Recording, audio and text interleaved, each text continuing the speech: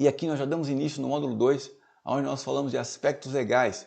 Então, conhecer os aspectos legais relacionados à responsabilidade do brigadista, entender qual é a sua responsabilidade, entender até onde essa responsabilidade vai. E eu já quero te adiantar algo aqui.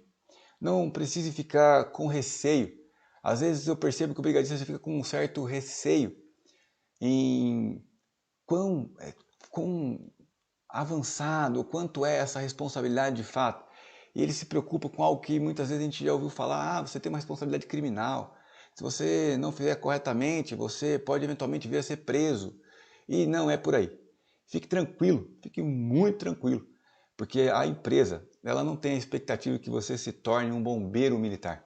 Ela não tem a expectativa de que você seja um médico, simplesmente porque você agora tem noções de primeiros socorros e combate a incêndio. Não é essa a intenção.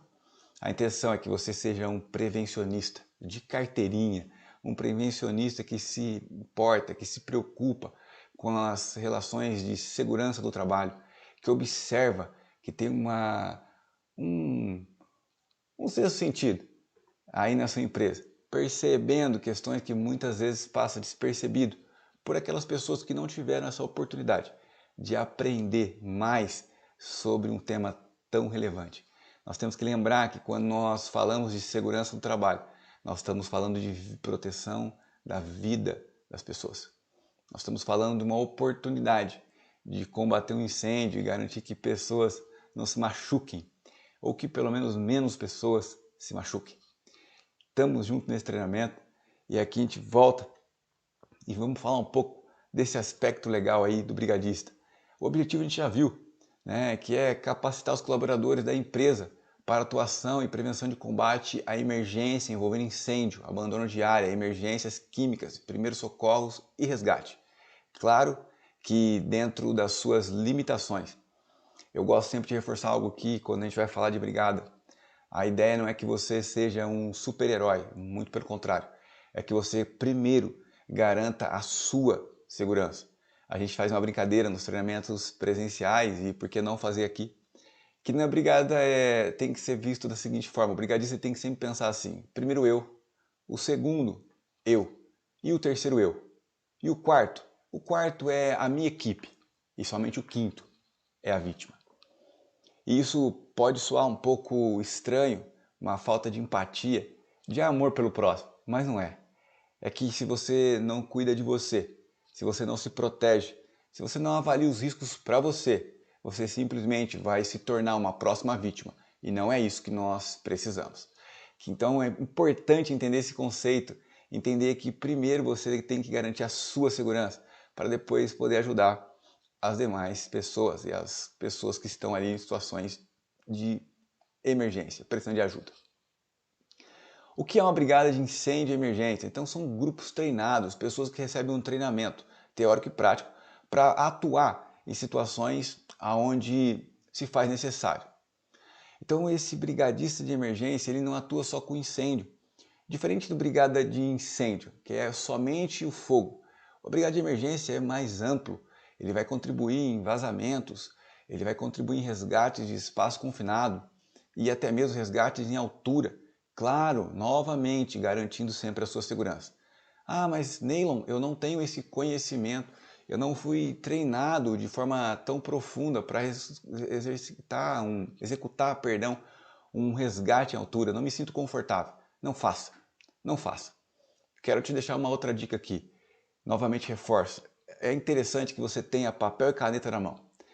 Mas um ponto que você não pode esquecer, tão importante quanto não ser a próxima vítima é, você precisa pedir ajuda. Não, a atividade do brigadista não é para ser desempenhada de forma solitária, sozinho. Não, ele precisa de ajuda. É um trabalho em equipe.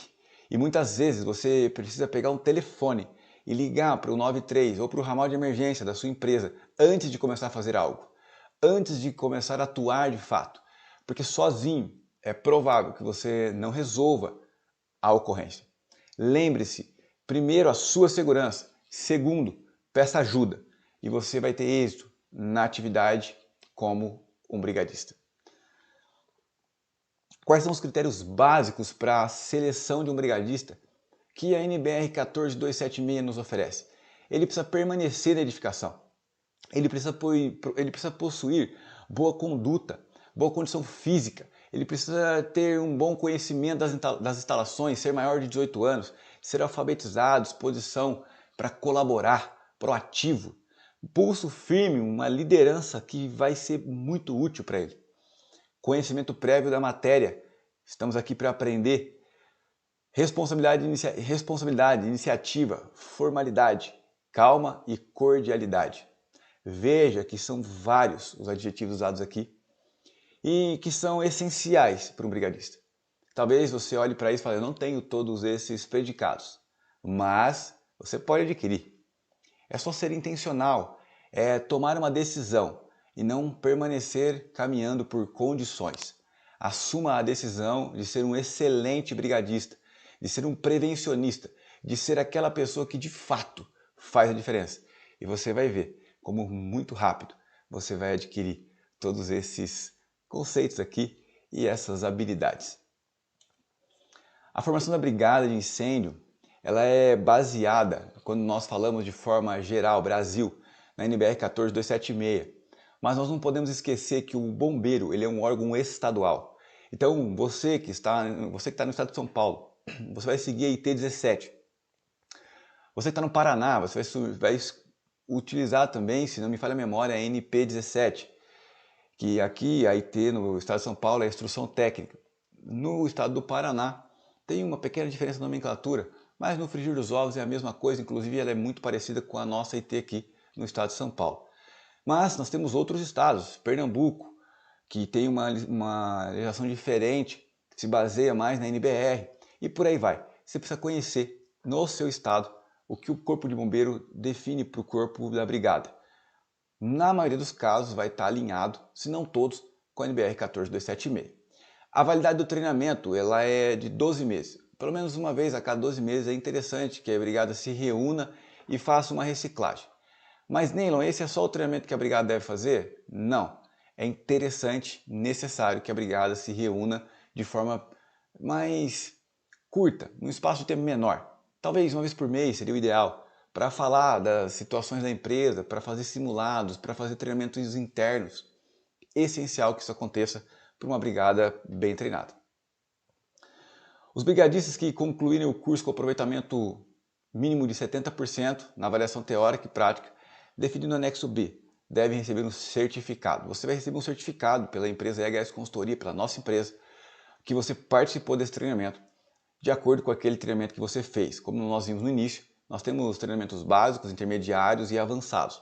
Então, de acordo com o treinamento que você está fazendo aqui, esse é um módulo que está dentro de todos os treinamentos, mas alguns módulos são específicos para o caso do avançado, para o caso do intermediário. Você vai receber um certificado no final desse treinamento que vai ser enviado para a sua empresa. A sua empresa vai receber certificado no formato PDF, seguindo as diretrizes da NR1, que define o modelo e o formato do certificado, principalmente para os treinamentos EAD. As atribuições de um brigadista: ações preventivas, conhecer a planta, avaliar os riscos existentes, inspecionar os equipamentos, inspecionar a rota de fuga. É uma ação prevencionista, é conhecer o local de trabalho, é atuar de forma intencional para manter o ambiente seguro. Ações de emergência, identificação da situação, alarme de abandono, acionamento do corpo de bombeiro ou ajuda externa, corte de energia, primeiros socorros, combate a princípio de incêndio, recepção e orientação do corpo de bombeiro. Então nós temos aqui outras responsabilidades do brigadista agora no caso da emergência mesmo, que você vai poder dominar. Você pode inclusive ter um conhecimento profundo conhecendo, já falei, quero reforçar aqui o plano de atendimento à emergência da sua empresa, da sua unidade.